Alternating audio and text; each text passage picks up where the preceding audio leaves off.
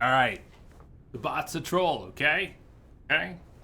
So, what is AI? AI stands for Artificial Intelligence. It refers to a man-made machine possessing an intellect on par with that of a human being. Is that even possible? Possible. You've seen it with your own eyes. What the AI weapons are capable of. How Peace Walker carried out the boss's will in the end. No mere machine could ever choose to sacrifice itself like that. I just can't see how a bunch of circuits and switches could have a will of its own. It's called the ghost in the machine, Snake.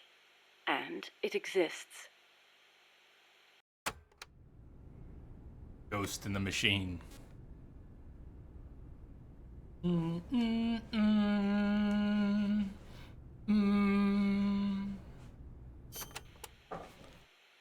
What did you mean by the ghost in the machine? Oh, that. It's a term coined by the philosopher Message coming in. Gilbert Ryle. You've Patch heard it of through. Descartes, yes? Thank you, I Mosey. think Welcome, therefore I Ryan. am. By the That way, is the one. everybody check out Descartes Ryan D. espoused Byrne. the Give him a dualistic follow. theory of mind Excellent and body. streamer. He believed that our Cheers. thinking minds Thank you for exist the host, in a Ryan. separate dimension from our bodies, which are governed by the laws of physics. But if that were true, then couldn't you say that a mechanical body, inhabited by a ghost mind, is a human being? Ryle criticized Descartes on those grounds, saying such a thing surely wouldn't be human. Why'd you bring it up? I wasn't thinking of Ryle in particular when I said it. I simply thought that if a person is composed of a machine and a ghost, perhaps the opposite is true as well. Perhaps by placing a ghost inside a machine, we could in effect give birth to a new person. And that was your idea for the boss AI? The moment you ripped the memory board out, the mammal pod ceased to function. It should have been dead. And yet, Peace Walker righted itself, singing a song of peace. I couldn't help but feel that her soul had come to inhabit Peace Walker.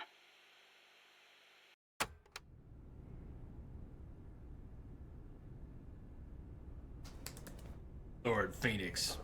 Thank you. Hey, Jordy, what's up, man? Welcome. Strangelove's one of my favorite characters in the Metal Gear series.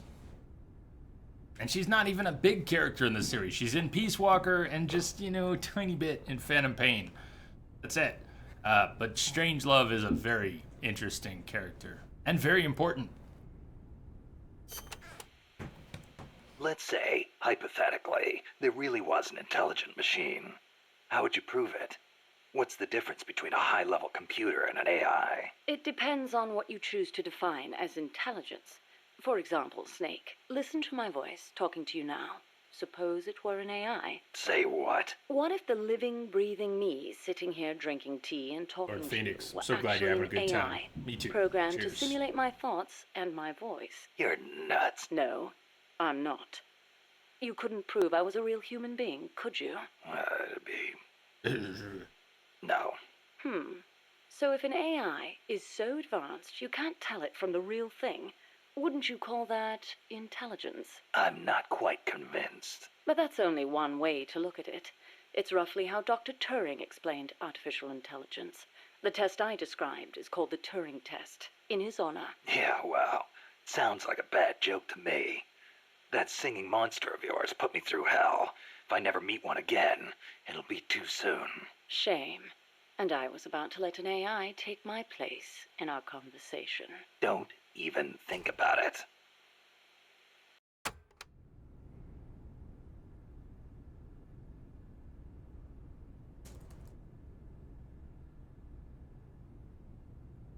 The Turing test. Dr. Alan Turing is known as the father of computer science.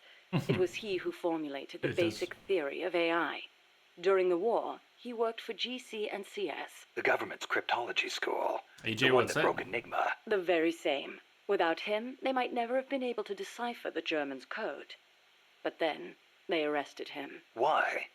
Weren't his some of the greatest contributions to winning the war? Homosexuality was a crime in Britain back then, and he was gay. I know exactly how crushed he was.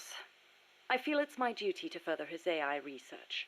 Like the imitation game, huh? Huh. You know it, then. The clue that inspired the Turing test came from a trifling little party game.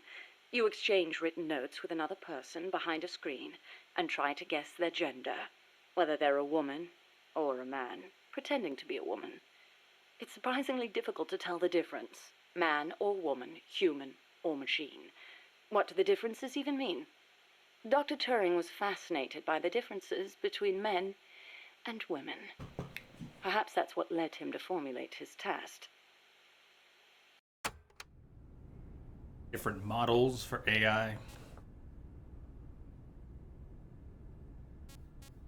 If you have any interest in computers and computer science, science fiction, science future, science fact, all her AI tapes are pretty good. What if you hadn't used the boss as the model for the AI? What do you mean? If the end goal is MAD, it seems like there are more suitable models out there. A military chief of staff, or a nuclear technician, even the president. Patriotism, leadership, good judgment. Each of those qualities is essential when deciding whether to launch a nuke, and she had them all. Wouldn't the president, too? It's not enough. She had the will for it. Will? Let me explain, Snake. Peace Walker is a standalone weapon. It has to decide on its own whether or not to launch a nuke.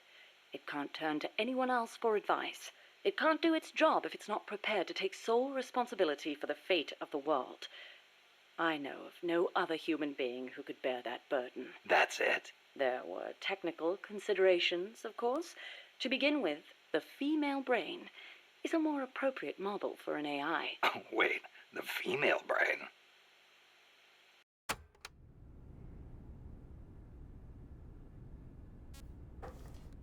My best buddy is sending me a message here. Dude, I can't believe you're abandoning me with two girls that don't know how to camp. Sent me a message. Buddy's going camping this week. I mentioned it to a few of you, I think, on Discord. Anyways, he's going camping with his wife and her sister, and maybe, I don't know, a couple other people are maybe going to go, but they're going to southwestern Colorado, starting in the Durango area. It's beautiful. It's awesome. It's also like a 5-6 hour drive from here to get down there, and that's to the trailhead. And they wanted to go camping. It was originally going to be Thursday, Friday, Saturday. And we had just talked like a month ago about trying to go camping on a Sunday, Monday, because you know those are my days, and those were his days. He does real estate up at Copper Mountain.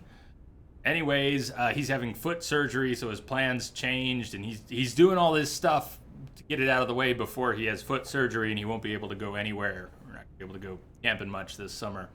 So he wanted to go camping this week. Not only was it Thursday, Friday, Saturday, with Friday and Saturday being the big scheduled streams here, but then he's like, all right, we're bumping it up a day. So we decided we're going to go tomorrow morning instead and come back Saturday. You know, and I take Sundays, Mondays off, so it would be like a vacation from streaming, not to mention work, and I have a dentist appointment. I thought it was tomorrow. Turns out it's Thursday. Anyways, my best bud, it's camping. I'm dying to go camping, but yeah.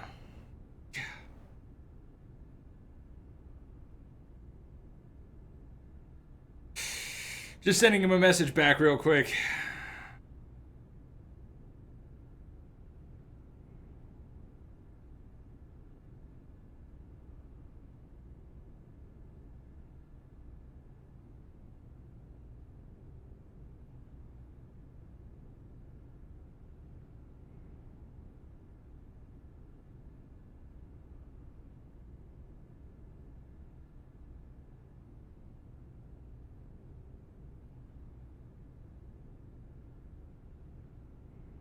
Your mission is to tour it and report back. Oh, Kim, yeah. Ta-da! Escondido. I think I've got a cool J.J. Cale, Eric Clapton album. Something Escondido. Escondido. All right, continuing. Sorry, I digress. What do you mean Jamie, by that? terrible at Modeling your camping. AI after I the love female camping. brain. Snake, what is the human mind capable of that a computer is not? Being lazy? Interesting response. And not incorrect. But the answer I was looking for was empathy. Empathy? The ability to feel for others, to be more precise. Love for a child. Pity for the weak. Grief for the dead. All of these are particularly well developed in the female brain. That's stretching it a little. On the contrary, it's perfectly reasonable. The male brain, on the other hand, may be well suited for systematic thinking, but it's less able to empathize. In that sense, it's closer to a computer. So if your objective is to make the AI think more like a human, You need to teach it how to empathize like a woman. the novel, Do Androids Dream of Electric Sheep, deals with this very problem. In the book, an empathy test is used to distinguish between machines and human beings. As machines become more and more advanced, our society will gradually become more and more systematic.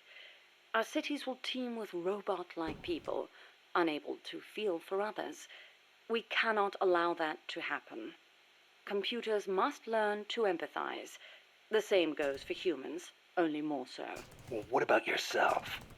You make these claims, and yet I've never seen you empathize with a real person.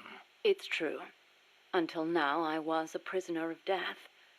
It was my intention to die upon the completion of Mammal's development. She was my one reason to live. But you changed your mind. I did. Because she taught me the dignity of living. My eyes are open now. I want to go on living and seeing real people. Huh. I see. AI and the female brain. Female brain make a better model for a computer AI? Curious. Is it really necessary to make machines think like humans? I think empathy would get in the way of making the decision to retaliate. I admit, human thought may not be fully compatible with level-headed decision-making. Then again, is there such a thing as non-human thought? The moment computers became so advanced that they could calculate faster than human beings, a new dream was born. Dream? If we can create a machine that can do advanced mathematics, why can't we create one that can think like a human? The 19th century author, Auguste Villiers-L'Isle-Adam, wrote a book called Tomorrow's Eve, in which the protagonist fashions an artificial woman to serve as his ideal lover. I believe the idea of creating an intelligent being with our own hands is one of mankind's oldest dreams. So AI is a product of people's dreams, then? Not only AI, civilization itself is the process by which mankind gives form to its dreams. But not all dreams are pleasant. Some have expressed fears about non-human intelligence. Yeah, they want the benefits with none of the risks. Some fear that intelligent robots might rise up and rebel against their human masters, as portrayed by the Czech writer Karel Čapek in his Rossum's Universal Robots, or in the 1970 film Colossus, the Forbin Project, where intelligent supercomputers in the US and the Soviet Union join forces and plot to subjugate humanity. Isaac Asimov offered a specific solution to these fears with his 3 laws of robotics, which demonstrated that while robot intelligence is different from that of humans, the two can coexist. In order to endow computers with intelligence, we must first have a thorough understanding of what intelligence is, and that is where the need for a practical and feasible expert system arises.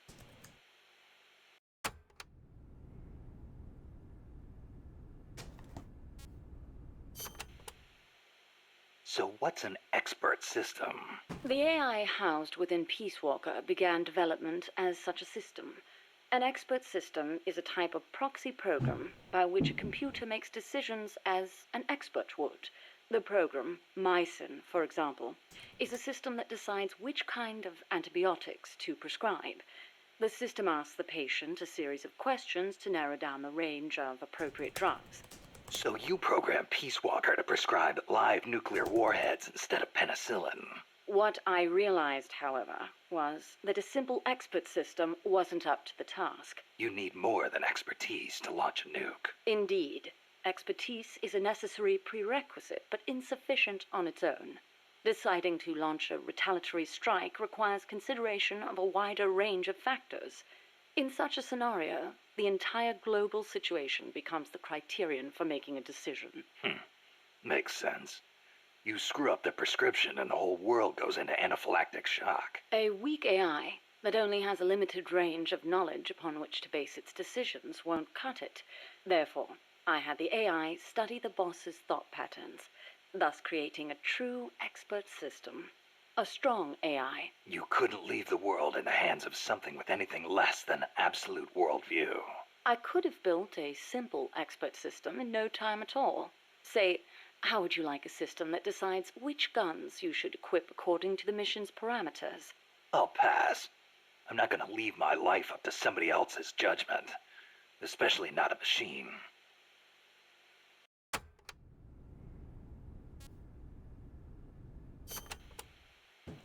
With current technology, AI are inevitably enormous in size.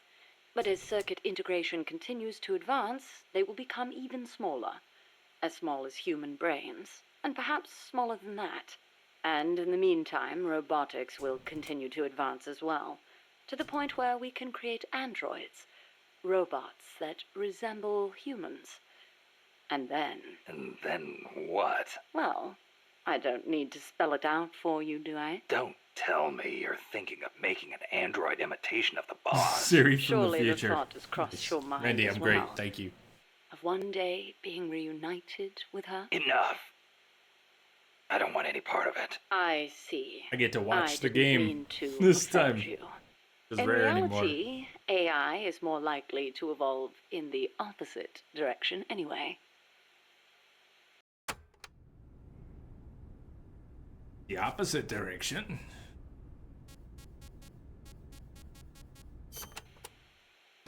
The opposite direction?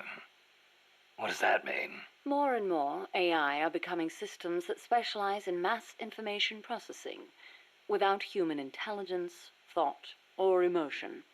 A machine that has no individualism or sense of self, but rather behaves as a collective, exhibiting the qualities of a society. Like a beehive. Yes, it aggregates data collected by individuals and determines how the collective will act, just as honeybees travel between the hive and flowers. The key to achieving that will be networking AI together. I don't know how to say this, but that kind of gives me the creeps. But if your goal is to control society, it's the better model to use. It lets you filter data, disseminate only what you want disseminated. Of course, I myself have no interest in an AI without a shred of life to it.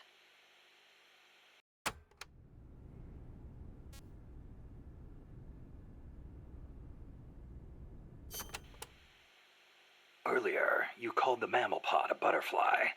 Not a pupa or a cocoon, but an imago. Yes, the AI that came before the mammal pod were works in progress.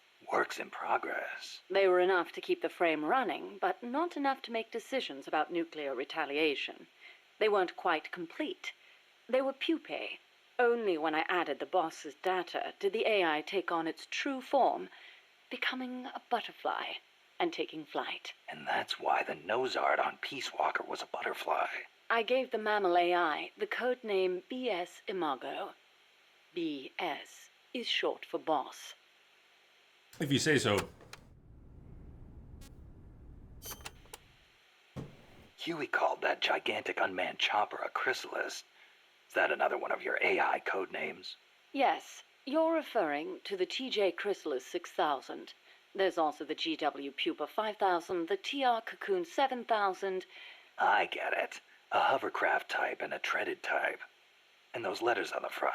TJ, GW, or whatever. Those are initials? Correct. The initials of the American presidents whose faces are carved into Mount Rushmore. Then you're missing one. I assigned that one to the reptile pod. AL Aurelia 8000. Aurelia. Another word for chrysalis. A pupa just before it emerges. All of the initials, except for BS, were of Coldman's choosing.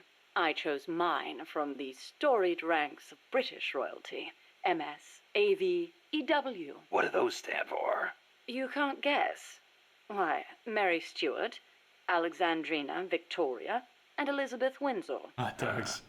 All queens. Of course.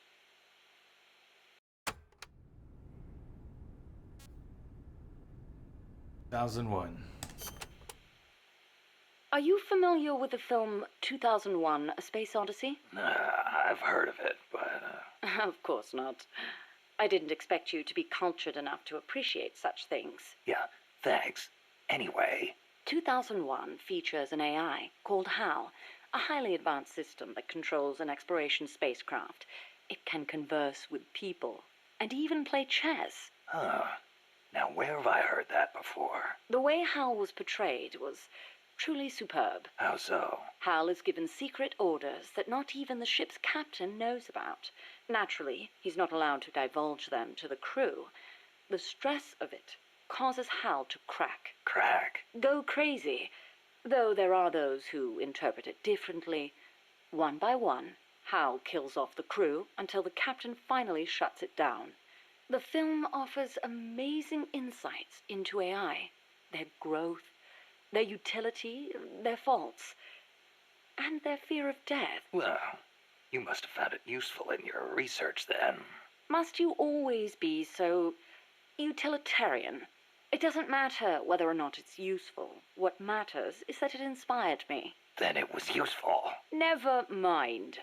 The portrayal of Hal wasn't the only wonderful thing about the film. It was full of hints about the future of human evolution. Truly, a film for the ages. And long. Also very long. Cool. Had a nice intro. Had an intermission. Had excellent music that was not originally. A lot of the music in 2001 was, I think it had an original score that was replaced. A lot of it was replaced. Existing pieces that were perfect. How Strangelove met the boss. Strangelove, when did you and the boss first meet? Did she ever tell you about what she saw in space? Yeah. I saw the same thing along with her.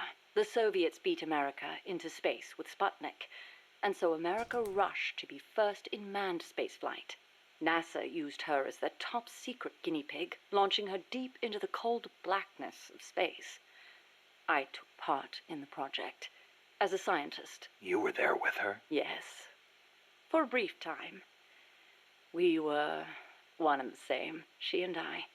We sought each other out, completed each other. Did you know that inside every woman there's a universe, and that we are able to sense this in each other? We connected because of our empathetic female brains. As time went on, I began to have doubts about offering such a noble soul as sacrifice. Why did she have to... The flight test was a narrow success, and she miraculously made it back alive, but her mind and body were horribly mangled, and there was nothing I could do for her. We were no longer one and the same. She went away, and I, having nothing else to live for, immersed myself in AI research, hoping that no one would ever have to make her sacrifice again. I never knew. It's not really worth knowing. We were ships passing in the night, that's all.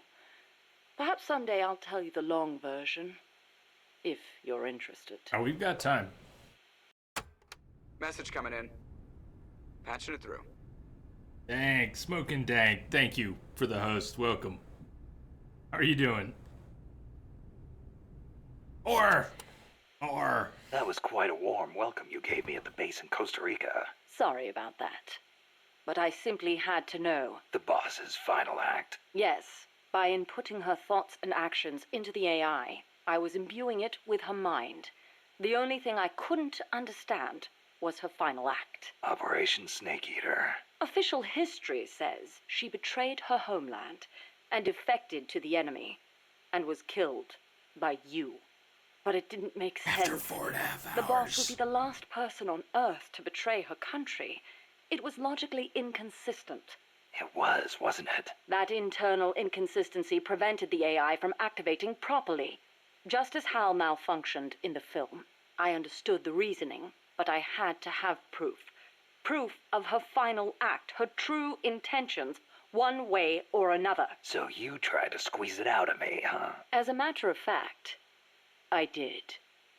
Your silence was the very answer I was looking for.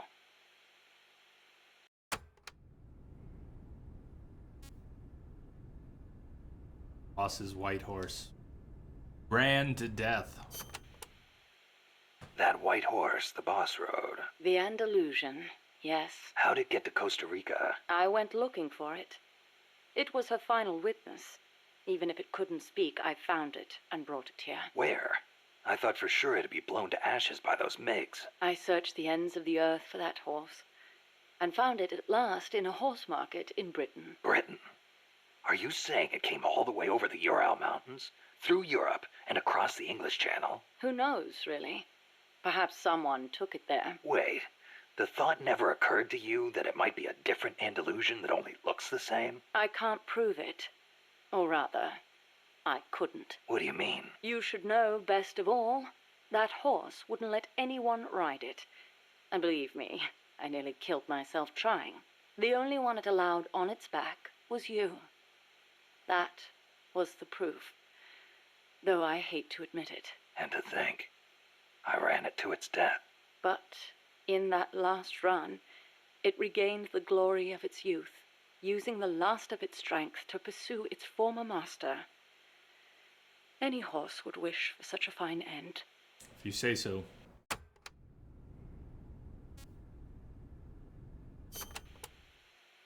What do you make of Peace Walker's final act? I recreated her thought patterns exactly. It was exactly what she would have done. The world's most empathetic mind weighed the past, the future, and the entire world, and decided not to retaliate. Merely knowing that is enough for me. So, what you're saying is, we don't need deterrence to have peace? I didn't say that. What's important is that we wish for peace. MSF needs a way to protect itself from the might of nations. Survival requires pragmatic thought and action. But you must still retain your ideals. If the gap between reality and those ideals ever leads you to lose them, I doubt MSF will survive.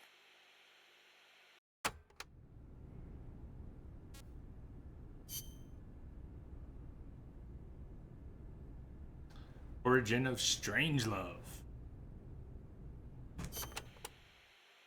No fighting in the war room.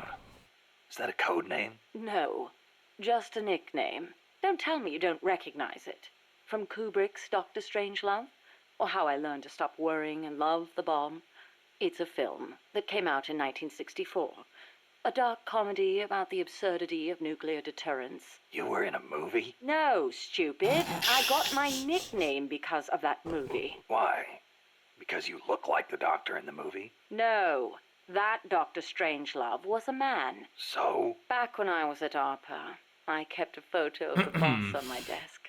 I was totally engrossed in my research and showed no interest in the opposite sex. Plus, I had a photo of a woman on my desk.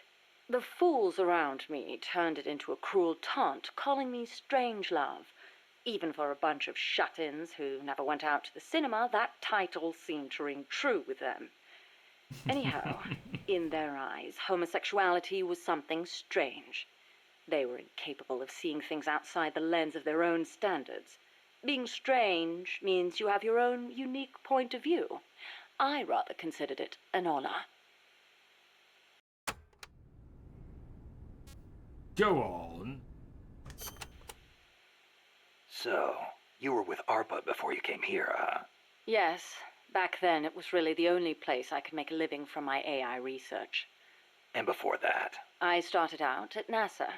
That's where I met her. when Boss went into space. Yes. It was that incident that turned me away from aerospace engineering. Space is entirely too hazardous a place for human beings. That was why I felt an immediate need to develop AI. As it turned out, rockets later became much safer, and mankind reached the surface of the moon. In any event, it was a hollow Cold War victory. When you get down to it, a nuclear missile is just a rocket with a nuclear warhead strapped to it. Thus, taking the initiative in the space race was tantamount to a military show of force. But the budgetary strain was too big for Washington or Moscow to handle. Yes, and then there was the Cuban Missile Crisis and the Vietnam War, and then came détente. Having leapt ahead of the Soviet Union with its moon landing, America shut down the Apollo program in '72. It was around then that ARPA was downsized and renamed DARPA, the D standing for Defense. With few prospects for continuing my AI research, Coldman's invitation was a godsend. It was also a chance to have them collect data on her. The end result being this mess. But we did learn something valuable from her. The nobility of peace.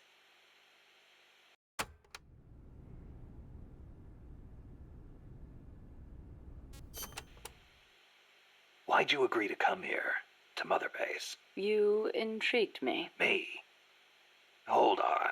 You're not planning on modeling your next AI after me. Not a bad idea, but I have no intention of ever again attempting to transplant human thought into machines. Oh, that's a relief. You are the man who inherited the boss's will.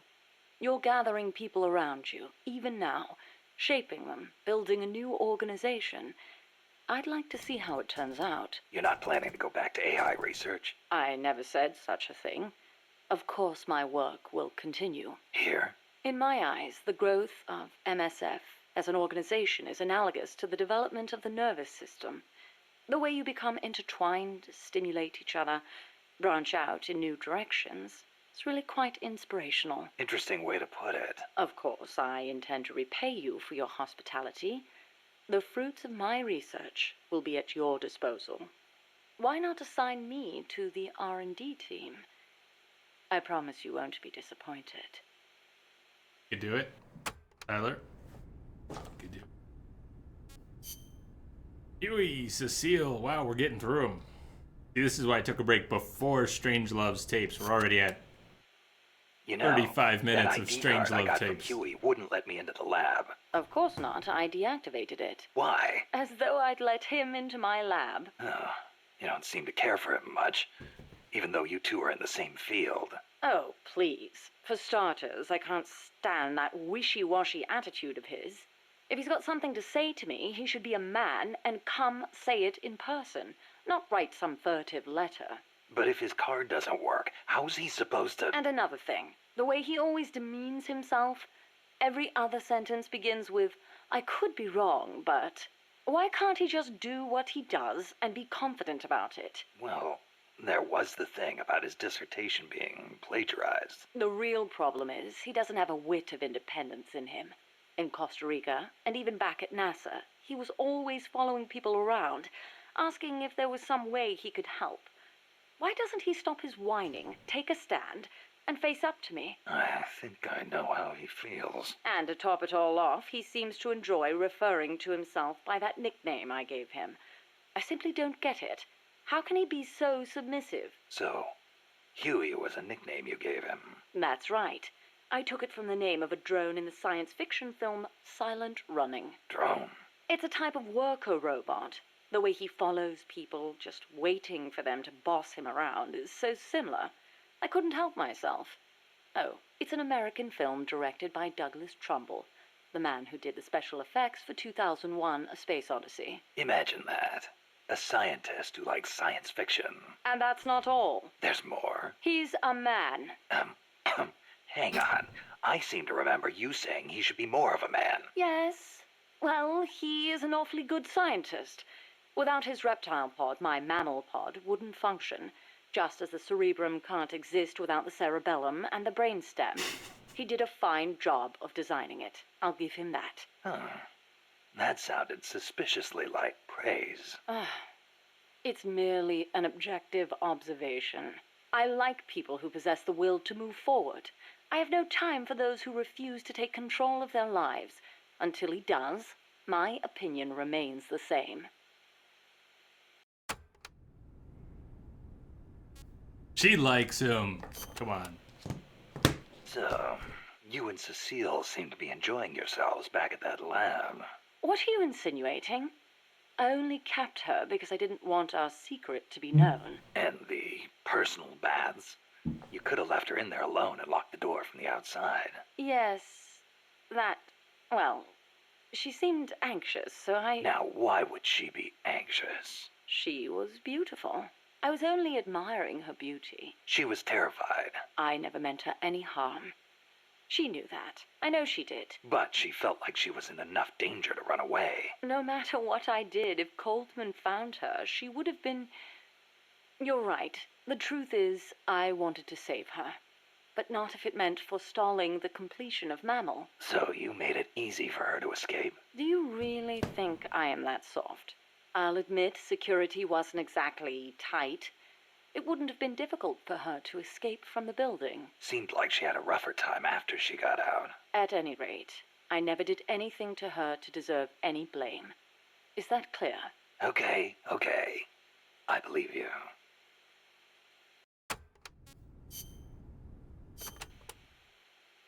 Huey's probably mentioned this, but just to be clear, there's a limit to the parts we can produce here at Mother Base. Therefore, I've built Zeke's AI using memory boards you pulled from other AI weapons. Will that work? In the human brain, individual functions are spread across multiple regions. The same is true of AI. Multiple parts sharing the same function interlink to strengthen that function. For example, the more sensor memory boards you have, the greater Zeke's search and detect capabilities will be. Install more movement boards, and you'll increase its mobility. Meaning the AI's capabilities change depending on how much memory we give it? Exactly. The more boards you install, the more powerful a function will be. All right, Ryan. Have a good night. See you later.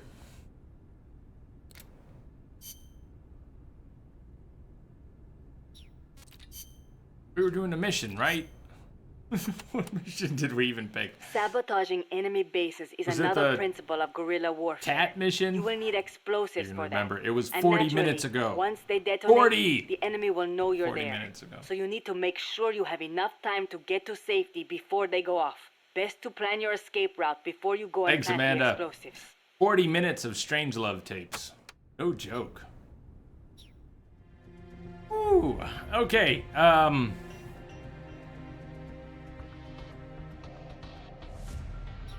Change of plan. We need to get Zadornov to trigger. I don't think time is a major issue, but it is a consideration. 12-hour stream, we've got about 3.5 hours to try and get Zadornov to break out of jail a few times. What's going on, Bull? No, it's all good. Ryan, always all good. All good. Have a good night, man. Okie dokie. We gotta run side ops. Is there any real rule to it? Who remembers what? Do we run any side ops? Does it matter to get Zadornov to trigger? We also need 2 parts for Zeke. So before we even worry about side ops, let's go after those parts. Let's just do it. Which means we need to repeat a couple of the AI battles. It can be the same one. Like, it could be the pupa battle, which is pretty straightforward. Maybe we should do the pupa battle. I've never seen it. Bull. Perfect. We got a good set of gear for the pupa battle. Should be pretty straightforward. We need a head part and a walk part. Be it. We might not get it in 1 or 2 or even 3 tries, but we should get it sooner rather than later. We only need those 2 parts. But there is grinding. The rest of the game, except for the final boss battle, a couple cutscenes, the rest of the game is grinding to get things to trigger so we can get the second boss battle, final boss battle, and the second ending. It's important. It matters. It matters.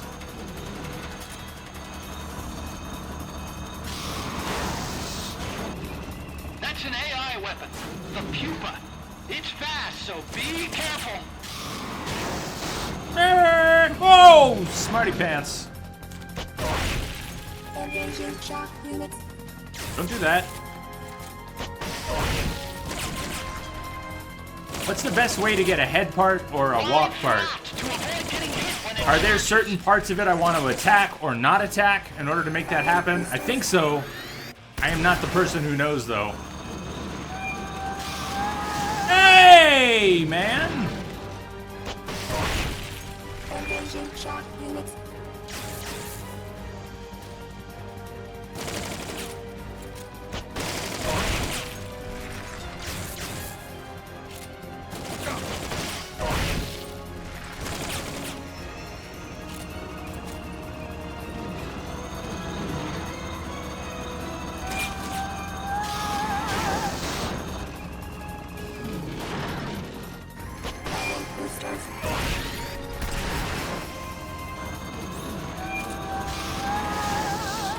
Woo!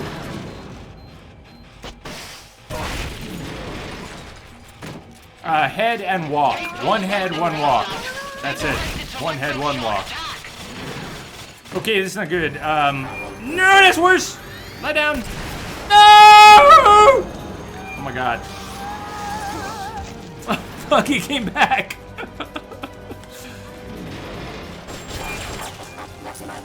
No!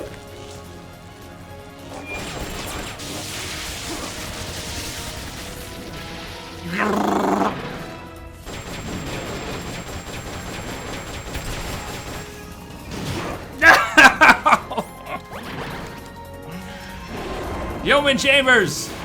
Head, shoulders, knees and toes, knees and toes!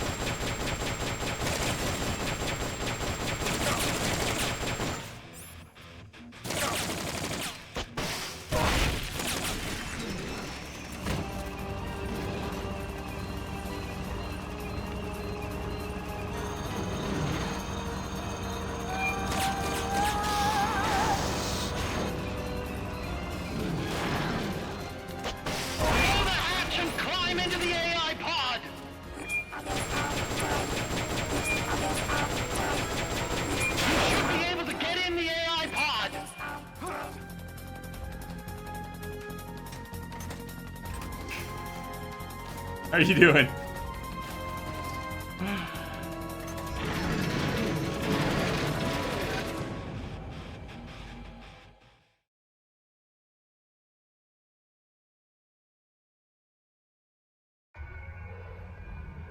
Pull out all the AI's memory boards before the pod's ejected.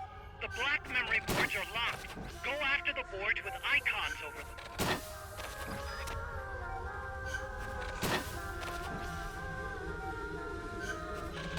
You can unlock memory boards by destroying the mechanical components that they control. Any boards you remove can be used to... So attacking the pod is generally a good strategy. Cool, cool. We'll just see what we get. So like I did say, we'll have to do it a few times. I guess there's no change in the plan, though. We can fight Pupa a few times. If we want to do Chrysalis or something else, we could, but...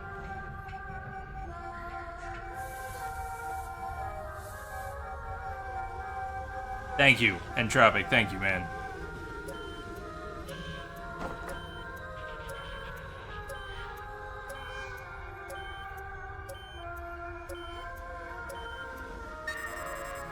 And I believe once Zeke is complete, we just need to run extra ops, whatever they are, until Zadornov busts out, and then more and more and more.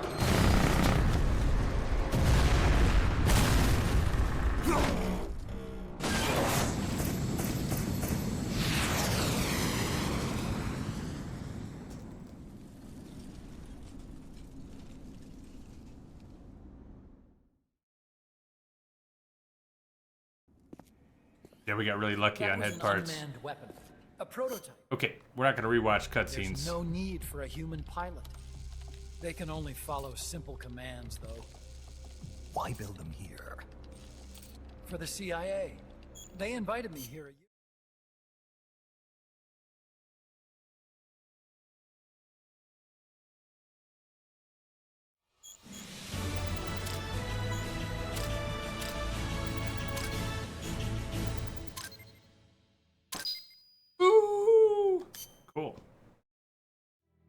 Snake, the doctor's safe here with us. Huey, how are you feeling? Never better. This is quite the Been there, done that. Oh, we got a walk unit. Oh! Boom! We're done with Zeke. How do you like them apples? And a jetpack part. Score! Yes! Zeke done. Snake, we fitted Zeke with its own AI. Zeke very done. We were having trouble adjusting the AI, but Dr. Strangelove was able to get it up and running. Strangelove. Why the surprise, Snake? Whoa, we're an army without borders. We need a deterrent against That was foreign a score and a invention. half. That's what Zeke is for. It may even prove necessary to... I'm not against deterrence itself. The problem is when a nation comes to rely on it. All that does is force a burden on its people. The same people that constitute the nation itself. The existence of nations is detrimental to man. That's why I, one without a nation, see potential in MSF. But power is required for you to distance yourself from nations. I will do whatever I can to assist with that. Glad to hear it. And I merely lent Huey a helping hand. I will not give Zeke an AI like hers. I wouldn't expect you to. Personnel, R&D. There will be a little grinding still, but that just saved us a bit. Very cool. Metal Gear AI is now available for reference. Whoopus! Metal Gear head and walk. Yes!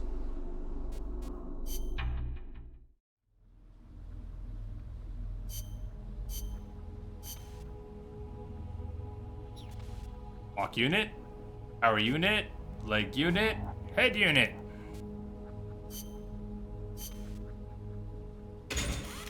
Jetpack! That was cool. Really? We got a jetpack? That's just hot.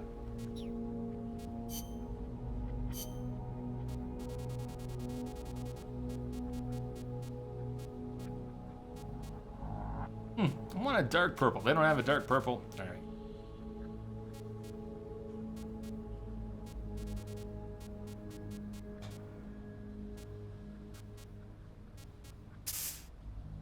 Maybe.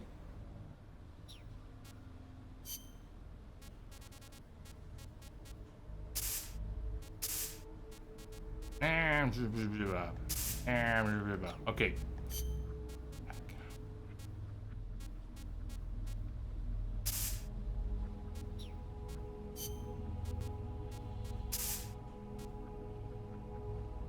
It's the New York Mets.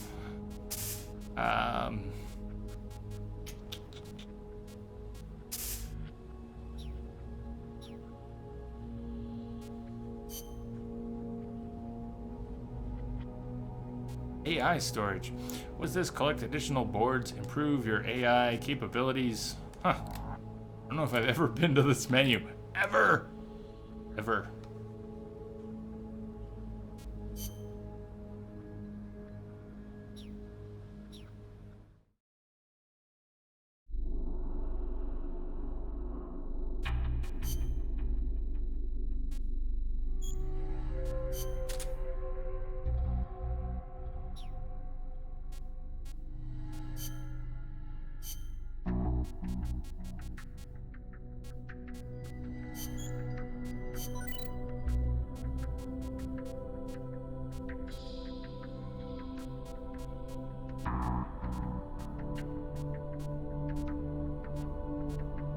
I don't know why, I just like the Nagant. Why did I upgrade the Nagant? Essentially post-game, I don't know. You get me. Think I understand my own motivations? Oh, hell no. We'll upgrade the Love Box. Why? 'Cause Love Box.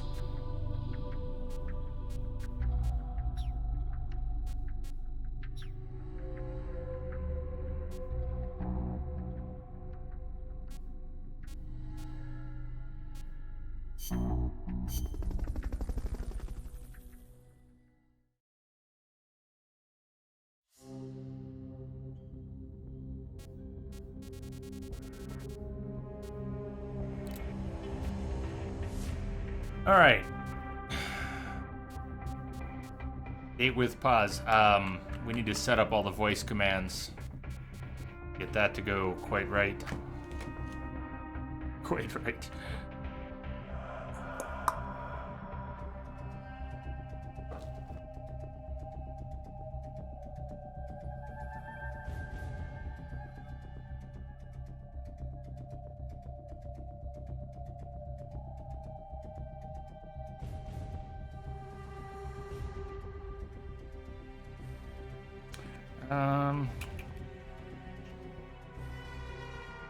And what does it take to trigger the cause date as well? Yeah, help me out on some of the triggers. Por favor.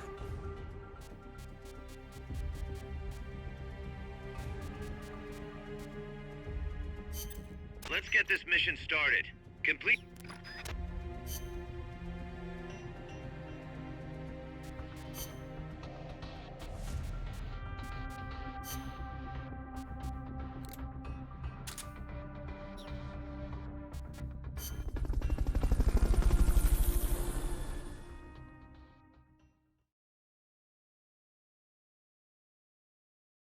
$119 to unlock 68. Okay, thank you. Your current objective is to retrieve the prisoners. I'm wearing battle gear still. Alright, battle dress.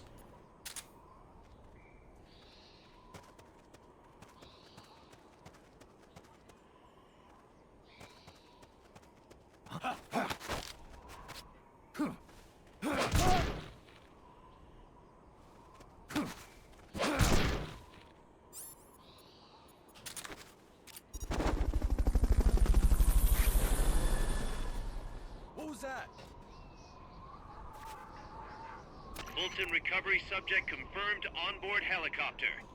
You can't roll that gap, can you? No way.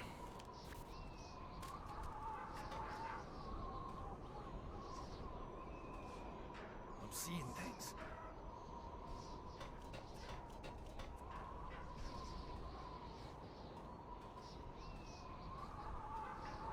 Well, see, if we do the pos date, we gotta do the cos date. We can't just do one and not do the other. The rules.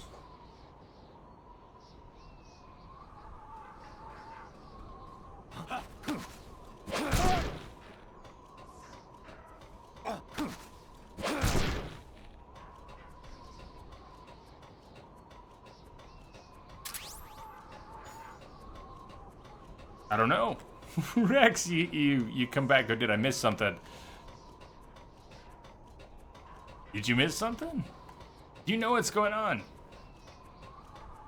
6 o'clock in Colorado. You know where you are?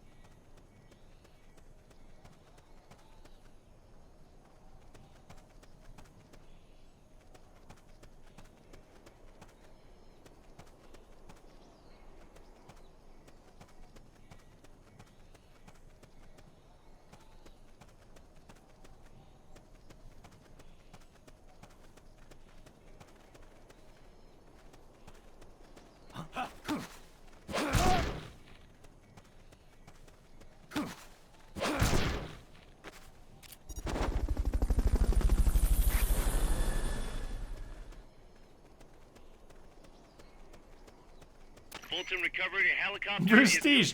Why doesn't it end? You mean Peace Walker? Hey, I thought we were going to end up doing Peace Walker tomorrow. What does the schedule say? Does the schedule say Peace Walker tomorrow? We're not going to end up doing Peace Walker tomorrow. I think we're finishing it tonight. So there's that. If that's what you mean, it does in fact end at some point. You just got up. Well, good morning. Good morning. Where the prisoner is, but probably up there somewhere. Or off to the side. Could be in the corner.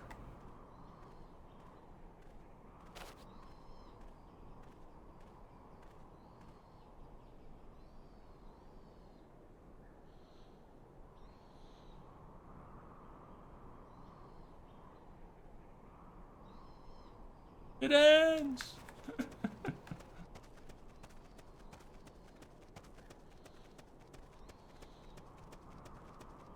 Not down there. Okay. Wait.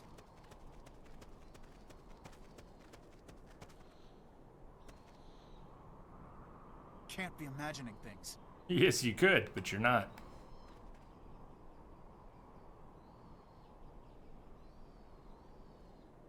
I didn't bring any empty magazines, did I?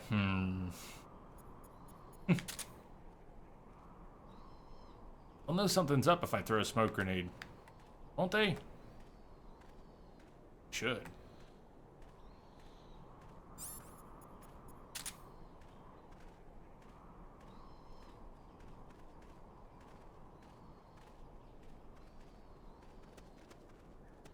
The enemy's Ah, here! son of a bitch.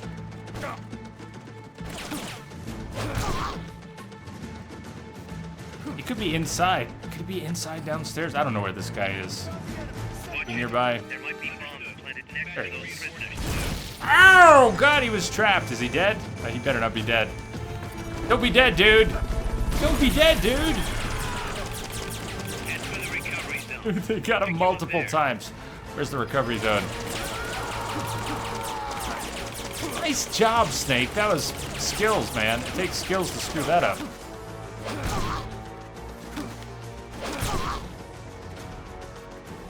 Recovery zone? Looks like it's down there.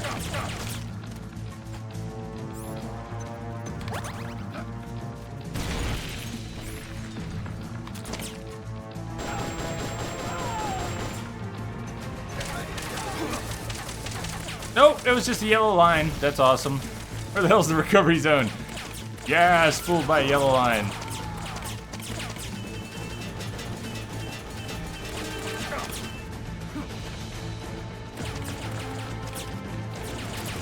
So good. Now we gotta go Rambo on flipping everybody.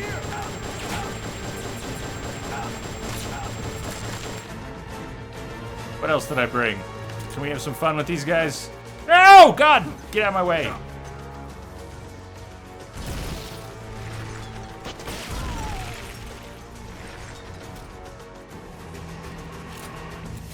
See, the game's called Peace Walker. Lethal Enforcement.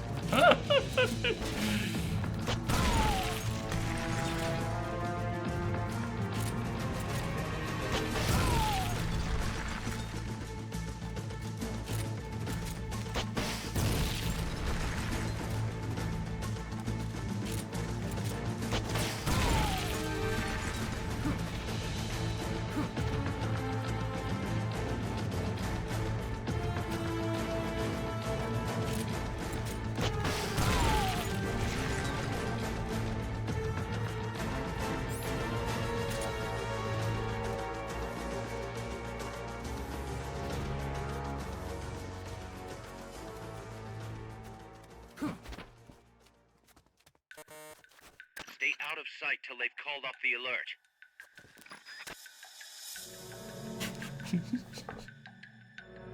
We're gonna have fun going back to Phantom Pain, I think. Woohoo! Mission complete. The folks back at Mother Base will be thrilled.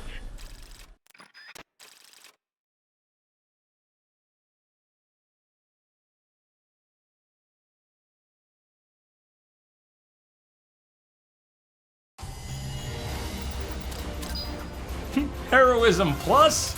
Really? Really? CQC Master, rank C.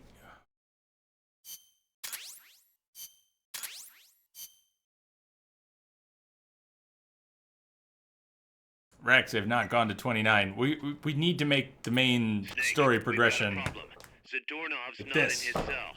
a priority.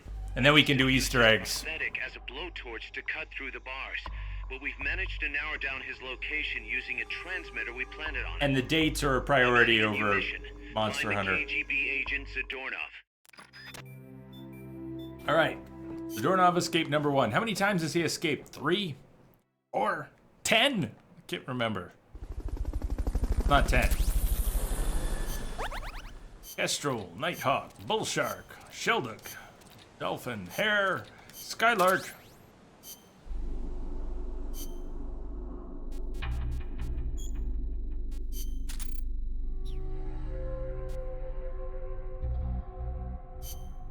$42.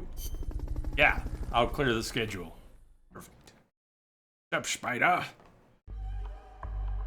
Oh man, how you doing today? I know you were here earlier, but I mean, how's the day been? The Dornov search mission goes up as a main op. Has escaped from Mother Base. Find him. Bring him back. Snake, Zadornov has escaped custody. Find him. Prestige, please don't do the date. Oh, I'm sorry. Prestige, we're doing both. We're doing the pause and the cause dates. Ideally.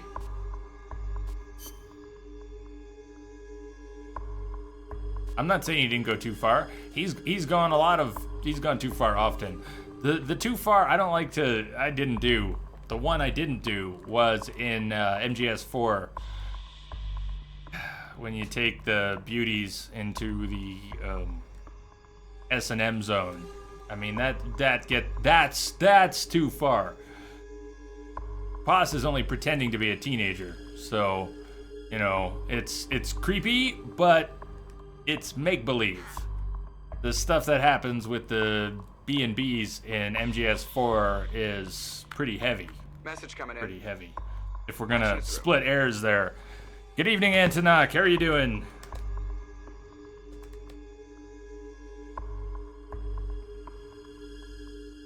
I don't know that it matters much. Get the sneaking suit. I don't think I ever equipped the sneaking suit. What did I have on? The black outfit the whole time. Oh, and then that just cleared all my stuff. You know what? I'm gonna leave the battle suit on, even if it's inappropriate, just because it has gear. I don't want to equip the gear again. The photo shooting with the B&B is okay. I don't mind the photo shooting. The J-pop is fine. I am not disturbed by J-pop. Chapter 5. Outer Heaven.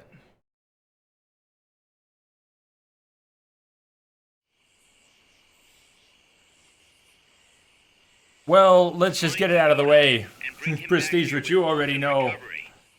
At that moment when, spoiler, Easter egg spoiler, when Snake and Paz crawl in the box and you wonder, oh my god, did he just crawl in the box with a 15-year-old? No, yeah, another spoiler, pretending to be a teenager. We'll let the rest unfold. But if that really creeps you out, just remember it's not what it seems like.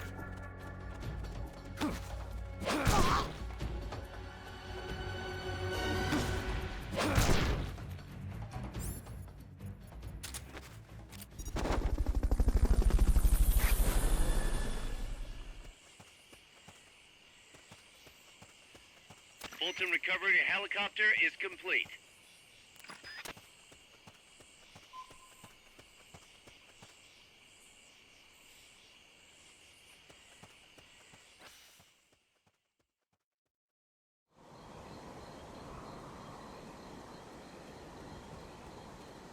Hey, Nico.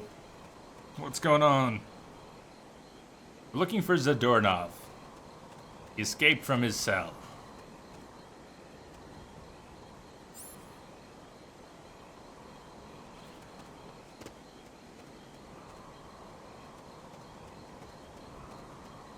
Don't quite remember where he is, so we'll just look everywhere and hopefully find him without much trouble. And if there's some backtracking, which there may be, there may be.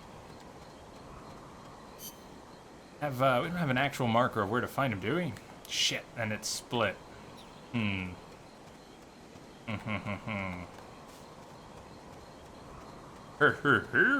don't know which way to go. Go this way instead.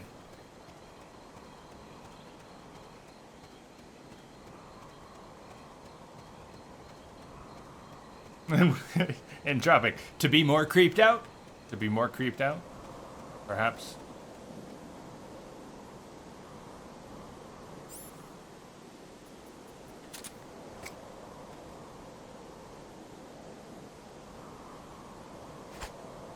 I heard something.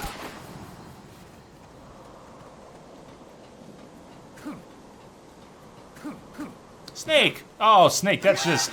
Oh, Snake! Good God, man! Start talking about how terrible that was. You could just throw him off the bridge. That would be a sort of redemption. That was terrible, Snake. Good God.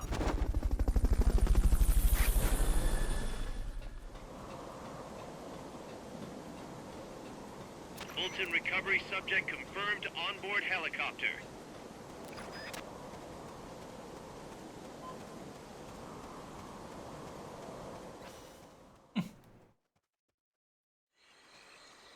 Where is Zadornov hiding anyways? Who remembers?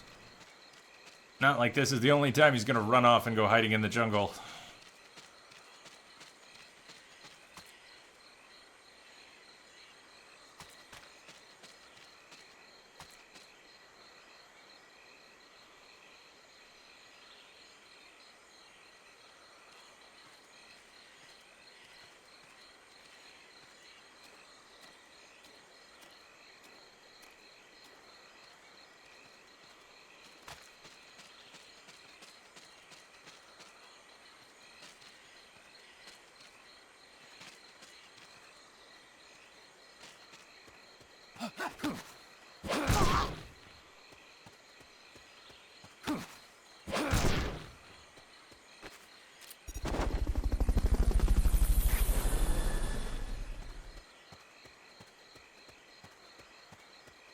Fulton recovery helicopter is complete.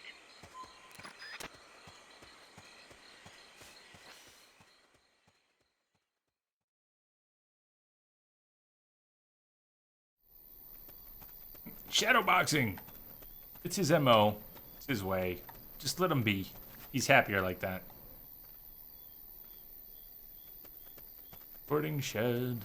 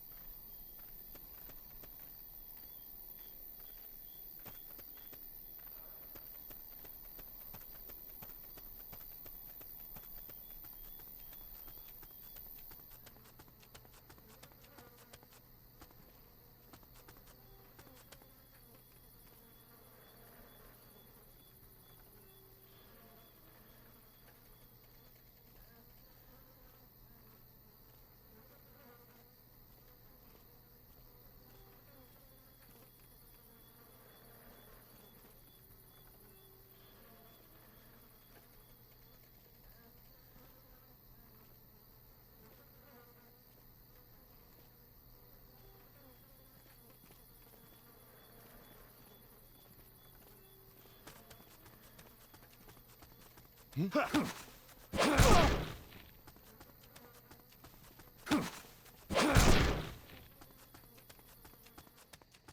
don't think anyone else comes over this way. I'm just gonna leave him.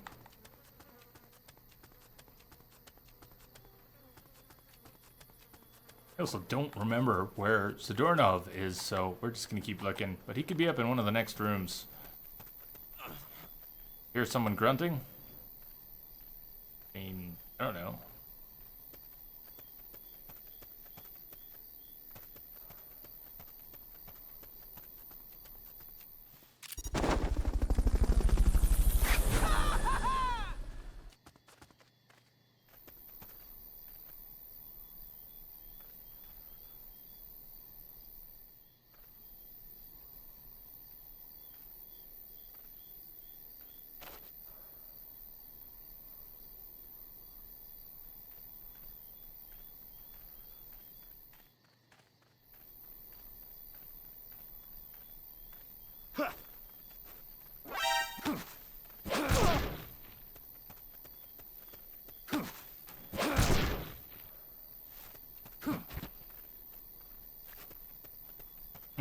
Well, I missed him, clearly. You remember where Zador... I don't know if it's fixed. Maybe it changes, but if you remember where he is, if you know where he is, feel free to throw it out there. Head more directly that way.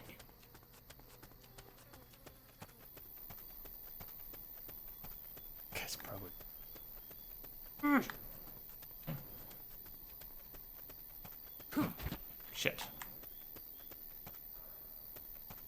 Different zone altogether? Is someone there? No. No.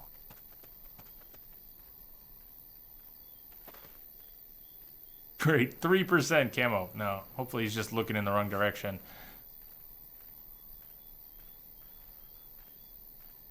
All right, Lord Phoenix, sleep well. Have fun at the Razor event. If you're still there, have a great night. Sleep well. Uh-oh. Someone there? Oh. Okay, fine. Everybody dies. You know how this works.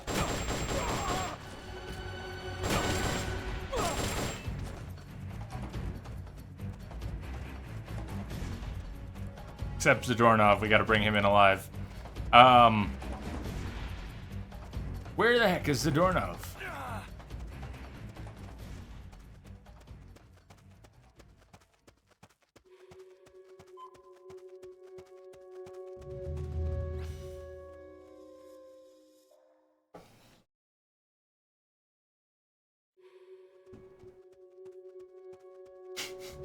Tyler.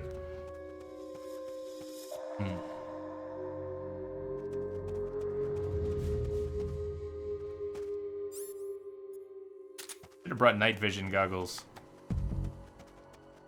Should have brought my memory. HQ, come in! This is HQ. This is patrol. All clear. Understood. Stay vigilant. Somebody there? No.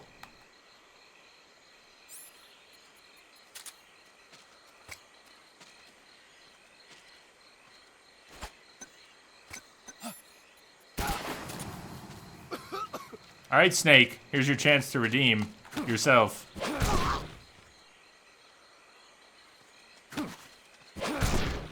Excellent. How it's supposed to work, Snake?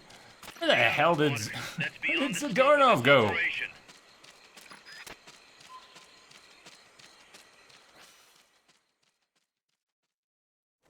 There is one area I haven't been to. Yeah. I turned back from one particular area to go explore this bridge and this path. Let's go the other way. It's gotta be there. It's gotta be the place I almost went to. Yeah, it is. Kim, I didn't update it. Thank you for the reminder. The list needs the most recent one.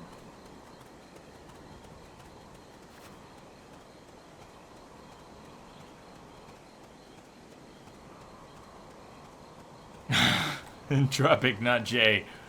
Nice.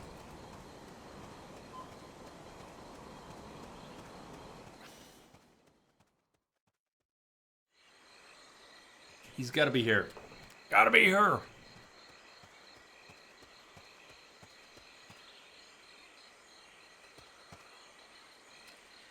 Here.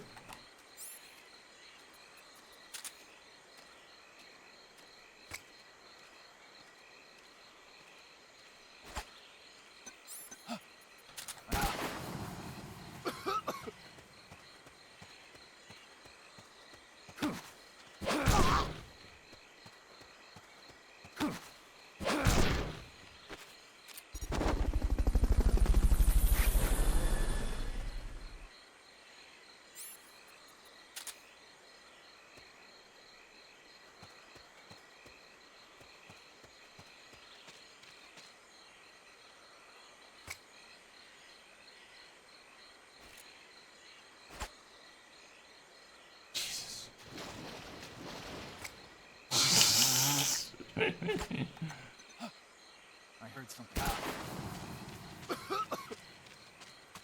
Hey, there's a document.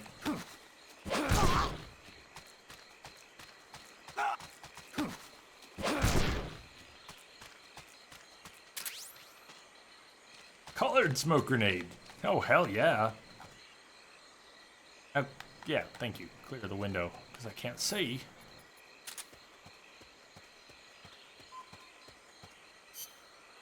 Damn. Where's Zadornov? Stay out of the water. That's beyond the scope of this operation.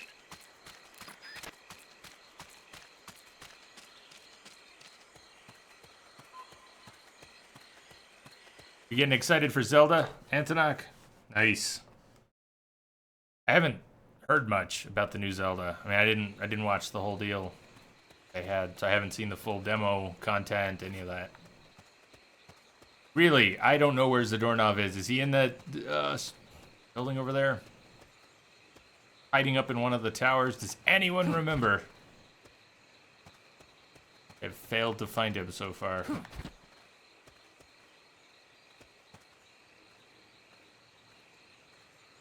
What was that? Nobody. Mr. Nobody.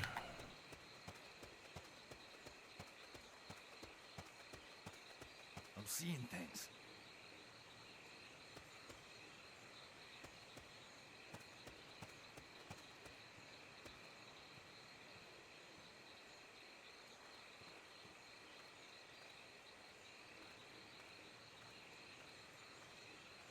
Is he in one of these rooms? Can I maybe go in one of these rooms? So. Not the one behind him, but maybe the one with the red door. Maybe?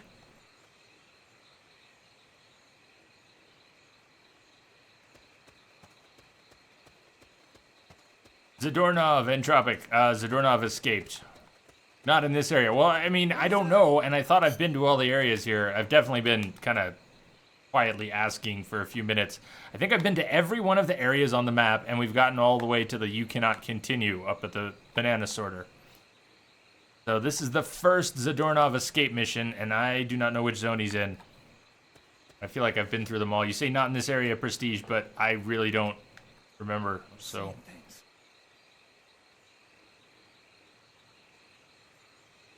First one, that's all I can say. Entropic right now is that it's the first one. Okay, everybody's gonna die. That's what happens. You see me, you die. You're not allowed to see me. It's not allowed. Sorry. Them's the rules. Snake is a ghost, and he shall remain such. If that means you all have to die, die, die, then you will die. Die. Die. Oh, look who's there. Hi, bud.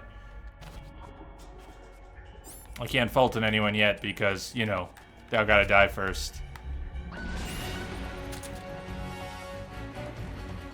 was wondering if he was in one of those buildings. He is in this zone. Cool, cool.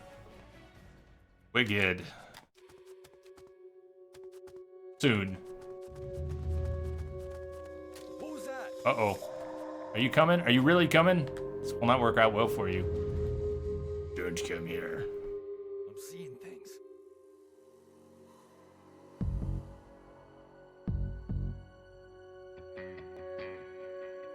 Did you just say CCleaner deleted 124 gigs off a machine? Of what? You keep your porn in a temporary internet folder? I mean, it's the only thing I can think of. It's not the best place to keep your porn. You probably know that. Contact lost. Going to alert status. Understood. The enemy should still be nearby. Find him.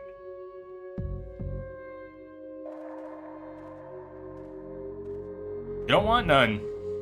Don't even walk by. 10, 9, 8, 7, 6, 5, 4, 3, 2, 1. This is HQ. This is patrol. All clear. Understood. Stay vigilant. Now what's our problem? Oh. Yeah. Not a problem at all. Try using Fulton recovery on him. Shh, cuz. Let me have my moment. Head for the recovery zone. We'll pick you up there. What was that? Shh, nothing. We're good. Mission complete. The folks back at Mother Base will be thrilled. Windows logs. I guess it could have been, there are some buggy situations where Windows logs will create countless gigabytes and just start to fill the drive. Yeah, everything is a wormhole, Fulton and Peace Walker. Go figure. Works out.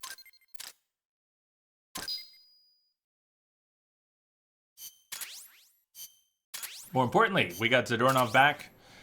We do more side ops. Billy tries that again. Soliton radar. So, you found me. It wasn't hard. What are you up to anyway? Just going for a stroll. Kaz, I've got Zadornov, returning home. Acknowledge, Snake.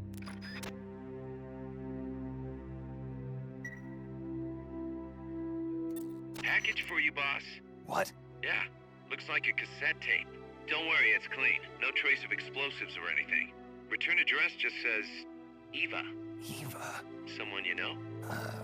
An old acquaintance.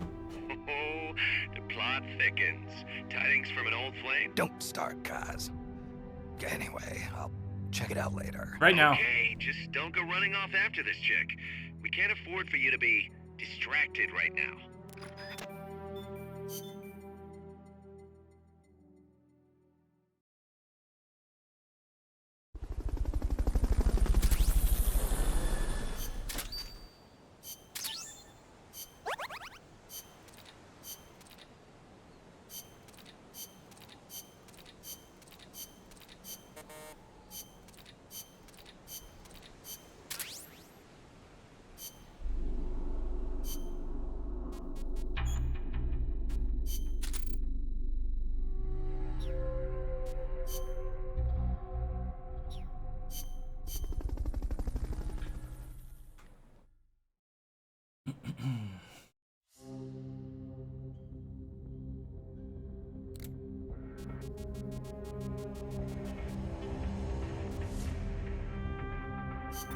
Let's get this mission started.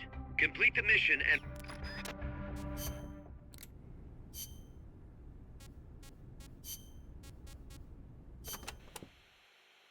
You know, Snake, you're right. As long as we're soldiers without borders, we're going to be a target. We need our own deterrent. Yeah, we're going to be stepping into a lot of different conflicts as we roam the world, each one unique, and with its own set of geography, ideologies, and politics. If we're going to intervene in those kinds of situations, we need the threat of a Metal Gear. Unless we want to end up like Che Guevara did in Bolivia. Well said. Our army without borders doesn't have a land to call home. We're nomads, wanderers. What we need now is a sheepdog to guard our flock. Right. Maybe it's not the way the boss would have gone about it, but there are places in this world that need us, and soldiers that need MSF. And as long as we're needed, we'll keep on moving. Ours is a journey that never ends. We're the real Peace Walkers.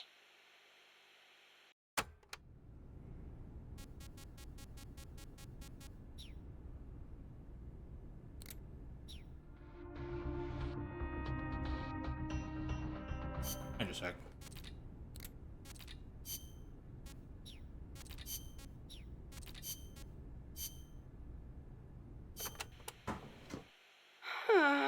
Hey, what's with all this sighing?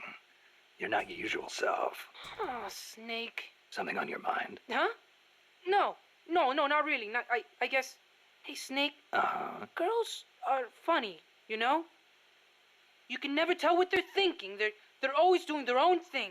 Maybe they really are different from us men. Whoa, what's this about now? Chico, do you have a crush on somebody? No, it's not that. I just... What? Go ahead, you can talk to me. Whenever I talk to Paz, my heart starts pounding and everything I say comes out wrong. Paz? I guess she is pretty close to your age. That ever happened to you, Snake? Well, sure. Happens to everybody. Well, how do I talk to her? That is a tough one. Why don't you try, talking to her like you talk to everybody else? No, it doesn't work. I freeze up every time I'm around her. Our eyes meet and my face starts burning for some reason. It's like living on the battlefield. You just have to get used to it. You're nervous at first, but the more you're out there, the more natural it feels. Get your courage up and go talk to her more often. Oh, okay. Man, girls are more full of mysteries than UMAs. Oh, you got that right.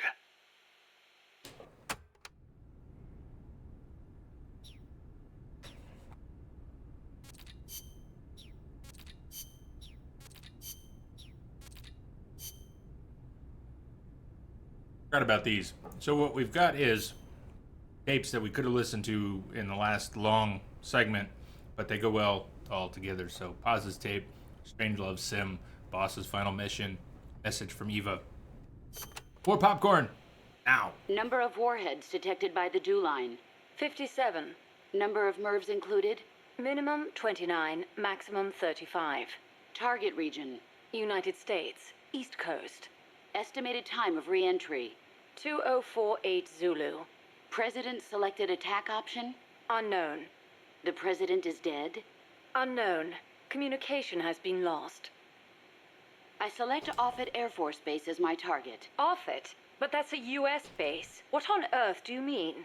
Based on the projected number of incoming warheads, Washington, D.C. is presumed destroyed. The president is most likely dead. The U.S. government's control lost. I realize that. So why not retaliate?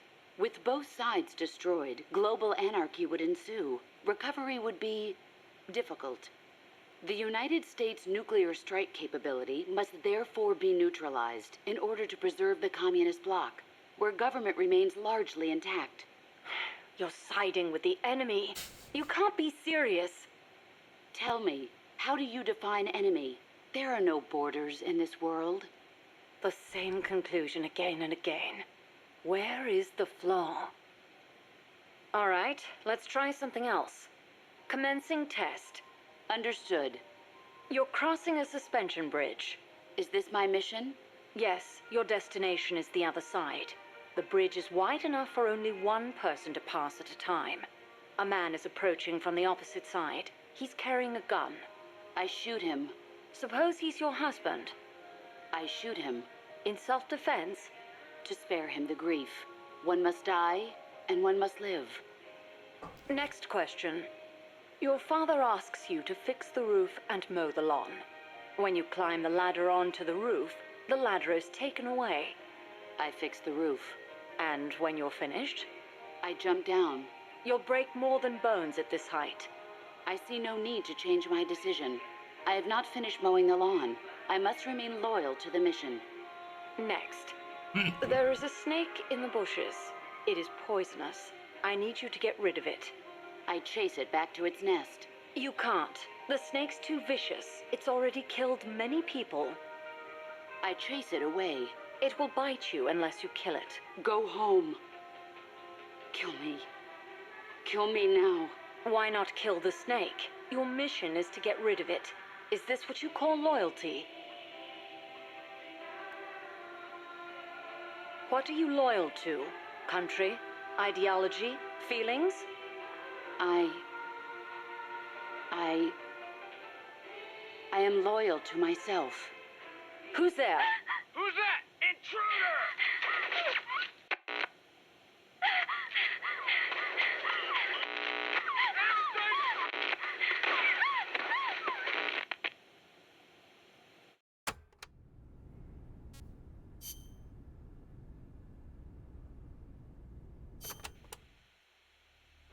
Enter simulation date.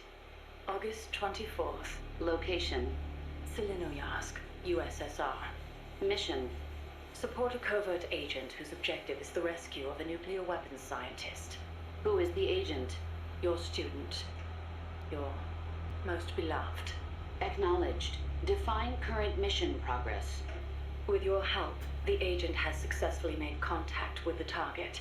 All that's left is to wait for recovery. Now, deduce the best course of action. I take the scientist away from the agent.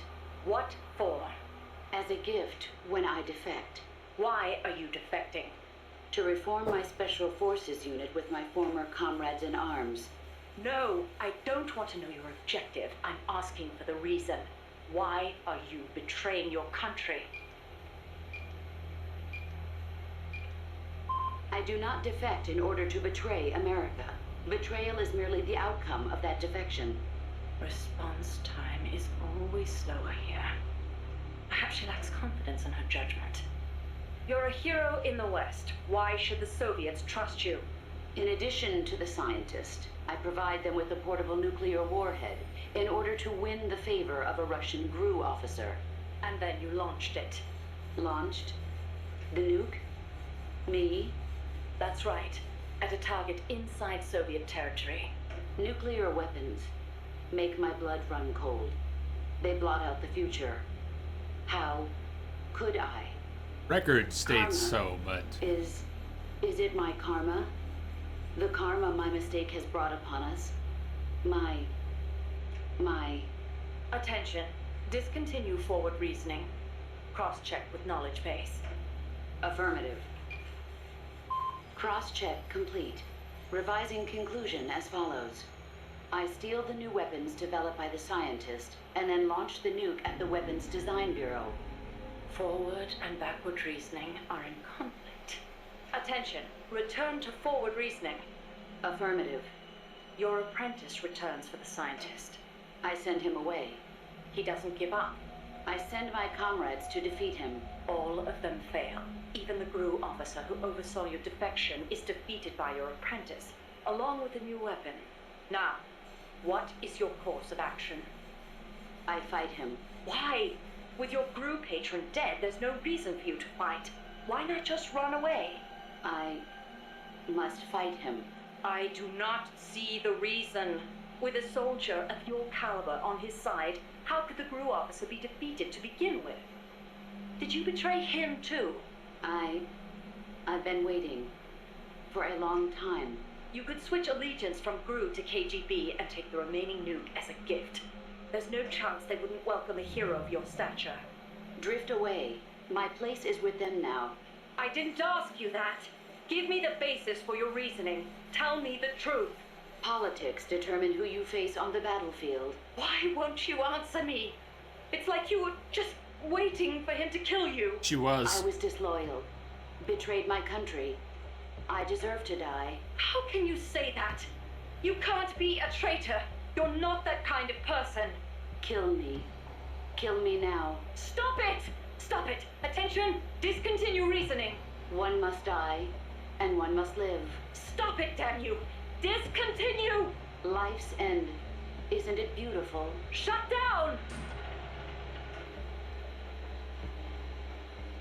Always in the same place. Her reasoning goes haywire. Someone holds the key. Perhaps it's him. I'll get it out of him. One way or another. One way or another. Gonna find you. Get you. She told me everything. Why did she open her heart to me like that? At the time, I couldn't understand it. But now, I think I do. Snake. She wanted you to know the truth. She chose me to tell you. That's why she saved my life. I've lied to you so many times, but not this time.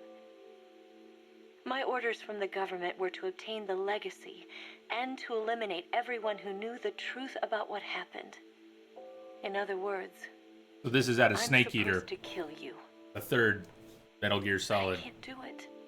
Not because we loved each other, and not because you saved my life, but because I made a promise to the boss. And I intend to keep it. I just wanted you to know. And you have to live. Snake, listen to me. She didn't betray the United States. No, far from it. She was a hero who died for her country. She carried out her mission knowing full well what was going to happen. Self-sacrifice, because that was her duty. The boss's defection was a ruse set up by the U.S. government. It was all a big drama staged by Washington so they could get their hands on the philosopher's legacy. And the boss was the star of the show. They planned it so that they could get the legacy that Colonel Volgin inherited and destroy the Shagohod at the same time. Only a legendary hero like the boss could have earned Volgin's trust. Finding out where the philosopher's legacy was hidden was to be her greatest mission. Everything was going according to plan. But then something happened that no one could have predicted. Colonel Volgan fired an American-made nuclear warhead at Sokolov's research facility. Khrushchev demanded that the US government provide proof that it wasn't involved. They couldn't just abort the operation to steal the legacy. So the operation itself was greatly expanded and revised. The authorities in Washington knew that in order to prove its innocence, they'd have to get rid of the boss. And that one of their own would have to do the job. The public couldn't be allowed to find out about it. Not ever. This, they concluded, would be the best way to keep the whole thing under wraps. The boss wouldn't be allowed to come back home alive. And she wouldn't be allowed to kill herself. Her life would be ended by her most beloved disciple. That was the way the government wanted it. That was the mission she was given. And she had no choice but to carry it out. Her death, at your hands, was a duty she had to fulfill. Out of duty, she turned her back on her own comrades. A lesser woman would have been crushed by such a burden. The taint of disgrace will follow her to her grave. Future generations will revile her. In America, as a despicable traitor with no sense of honor. And in Russia, as a monster who unleashed a nuclear catastrophe. She will go down in official history as a war criminal. And no one will ever understand her. That was her final mission. And like a true soldier, she saw it through to the end. But I think she wanted you, of all people, to know the truth. She wanted to live on in your memory, not as a soldier, but as a woman. But she was forbidden to tell you herself. And that's why she told me. Snake, history will never know what she did. No one will ever learn the truth. Her story, her debriefing, will endure only in your heart. Everything she did for her country. She sacrificed her life and her honor for her native land. She was a real hero. She was a true patriot.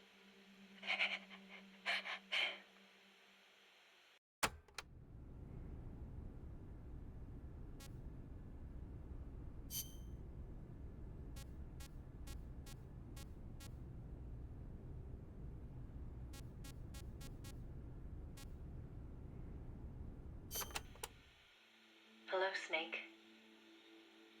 It's been a while, hasn't it? I hear you've been causing quite the ruckus in Nicaragua. Nothing much to report from my end. The legacy's being put to good use. Or so they tell me. But enough with the small talk. There's something I need to tell you. You saw the photo that came with this tape, right? The boss gave that to me 10 years ago. I'm sorry, I should have told you sooner. I probably should have told you right away. But sending it to you hasn't been an easy decision to make. It's taken me 10 years. Once you've heard what I have to say, you'll understand why. That photo belonged to her. I know what you're thinking. What does she have to do with this? You've probably seen it 100 times in the press already. Obviously, it's of the Mercury 7, the first group of American astronauts, the heroes of Project Mercury. But there were actually 8 people in that photo. These are One so of them cool. was edited out, erased, without a trace. That 8th astronaut The one airbrushed out of existence. That was her, Snake. Now why did they need to keep her existence a secret? What were they trying to hide? The answer goes back even further. 17 years ago. It was the height of the Cold War. The Eastern and Western blocs were racing to develop space technology to match their nuclear arsenals. In 1957, the Soviet Union launched Sputnik 1, the first artificial satellite. The Americans were stunned. They'd been led to believe their country led the world in science and technology. That shock quickly turned into fear. If the Russians had the know-how to launch a satellite into space, they could use it to launch a nuclear missile, too. Frantic, the U.S. threw everything it had into the space race. The following year, the Army succeeded in launching the first American satellite, Explorer 1. The National Aeronautics and Space Administration was established that fall, and Project Mercury with it.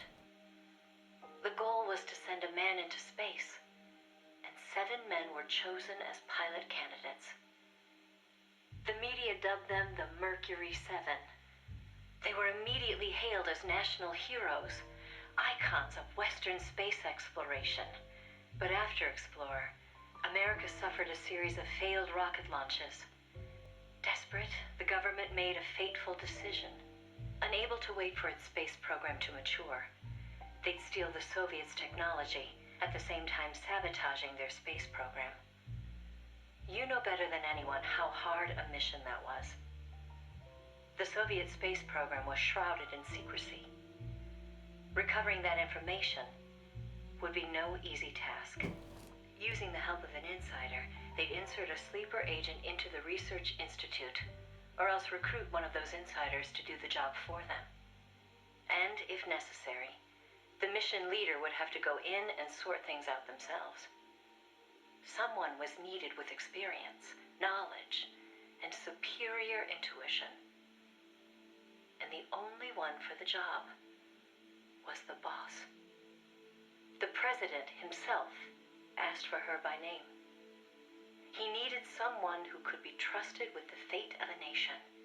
Who else to turn to but the hero of the Second World War? It was June 1959. So you see, Snake, that's why she left.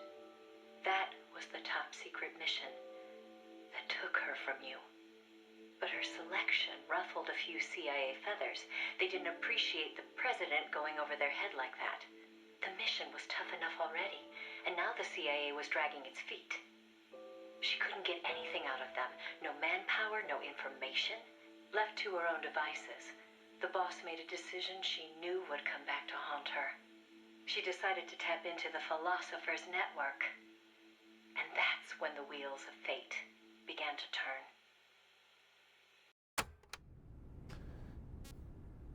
He's got 7 tapes.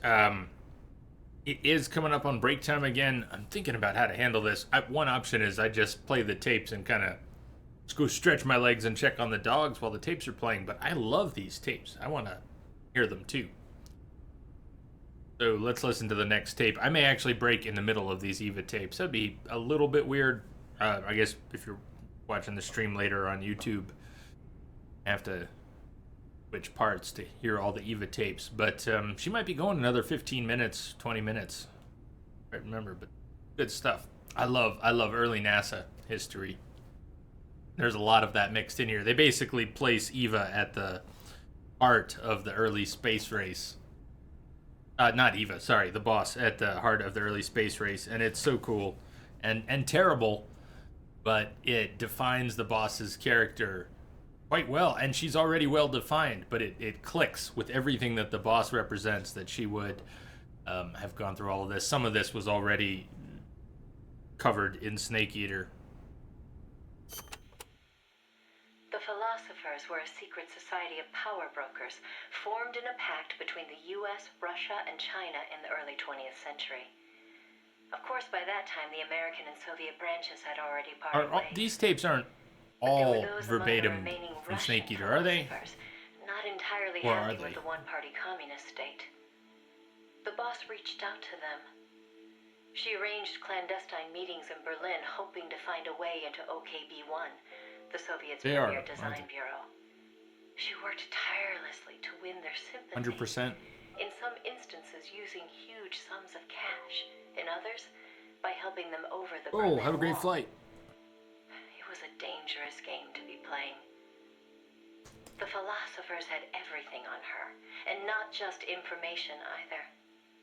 She'd given birth to a child on the battlefield, only to have them immediately snatch it away. I know she told you that story. If that child was in the hands of the Soviet philosophers, she'd be putting more than just herself in danger. But she did what she had to do. At the time, the Soviet Union was believed to have an arsenal of missiles far greater than that of the United States. If that proved to be the case, Moscow would be free from the yoke of nuclear deterrence, raising the possibility that the Soviets might actually launch nukes if they felt it necessary. As you know, the so-called missile gap turned out to be a Soviet bluff. Moscow had gone to incredible lengths to perpetuate the lie. In fact, the whole space race was really just a part of an elaborate ruse. Only we didn't know that at the time. She used to joke that even she swallowed the whole missile gap story, hook, line, and sinker. She put her life on the line, for the sake of her country, to prevent nuclear war. And it was because of her sacrificial efforts that America succeeded in placing a sleeper agent inside OKB-1. NASA began to receive huge volumes of technical data from the Soviet program. By the end of 1959, they'd succeeded in sending a chimpanzee named Sam on a ballistic rocket flight. The rocket never left the atmosphere. But all the same, it was a huge success for NASA, restoring confidence in its technology. Then, just when the operation was starting to produce results, the CIA came calling. "You're a war hero," they said. "No need for you to dirty your hands with this sort of black ops. We'll take it from here." In effect, they wanted to reap the rewards for themselves. But the boss didn't object. "My part is over," she said. "I don't care what you do with the data now." It seemed as if NASA was making great strides toward manned spaceflight, while the Russians lagged behind. They even got a report from their mole at OKB-1. "The safe return of Sam has sent our scientists into a panic," he said. Soon afterward, the Soviet Union sent an animal of its own into space on Sputnik 2, the dog Kudryavka, better known to the world as Laika. But Laika was fated never to return to Earth. The U.S. can recover its spacecraft from the ocean upon re-entry. But the Soviet Union only borders the frozen Arctic. They had to bring their spacecraft down on land. How could they soften the impact enough to bring a living creature back safely? The agent reported that the Soviets hadn't yet found a solution to that problem. The plot to sabotage the Soviet space program seemed to be working, too. First, they tampered with Sputnik 4's re-entry. Then, 2 months Hey, later, Ninja. one of their rockets Like a boss. exploded on the launch pad. They did manage to send 2 dogs into orbit aboard Sputnik 5 and return them safely to Earth. But the agent dismissed it as a fluke. Dogs, sure, but humans? They didn't have the technology. Everybody believed it. Everybody was complacent. Everybody. Except the boss. There was something about the Sputnik 5 schematics they were getting that didn't seem right. Some kind of ejection device on the capsule that didn't quite belong. She couldn't figure out the reason why it was there. What was it supposed to eject? NASA shrugged off her concerns. They figured it was probably meant to eject the flight recorder in case of an accident. The boss pleaded with them to investigate, but the CIA wasn't having it. They probably thought she was trying to reclaim some of the glory for herself. The boss wouldn't give up. She decided to head to the Soviet Union herself, alone, without any backing from the CIA. By the beginning of the next year, 1961. She'd succeeded in infiltrating OKB-1. That's when she saw the truth for the first time. Cool. So, it is break time. She's got 5 more tapes. 5 more tapes. So let's take a break and then come back to the rest of her tapes. Getting something set up here. Okay, and okay. Perfect. See you all in about 10 minutes. Got a couple more hours to go. And again, even though we had a credit roll, the game is not quite done. There's another credit roll. Another boss fight, another credit roll. Got to grind out a couple extra ops, get Zidornov to run off a few more times, and then we should be there. Zeke's already built. We're in really good shape. I think 2 hours it should be plenty to do that. I don't know exactly how long it'll take. If it ends early, it ends early. If it runs late, it runs late. But we're in proper shape to get it done. I'll see you all in about 10 minutes. Have a good break. Go stretch your legs.